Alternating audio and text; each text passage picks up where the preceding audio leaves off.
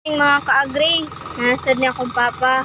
Nagturtol ni siya sa iyang basakan. Kadlawon pa dahil ni siya mga kaagri. Nagturtol. Muna yung tinurtulan mga kaagri oh. Dire dapita. Dire Kini nga turtol, pagkaturtola mga kaagri, crosswise pa lang ni, pangkaduhan ni siya nga turtol. Unya, ang pangkatuloan ni, paman og pangkatuloan ni, last na siya. Unya, pagawaman sa pangkatulo, planting na dayon. Itanom na tong mga similya diri ang sa basakan. Ipangtanom na to.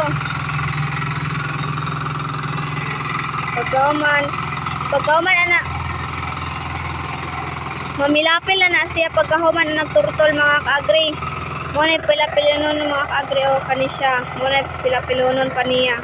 Antod na sangko na dito mga kaagri. Kaya nahuman na naman niya turtol na dapita. Mamilapil na sad siya. Nya mauro to mga kaagri. Salamat sa pagtanaw.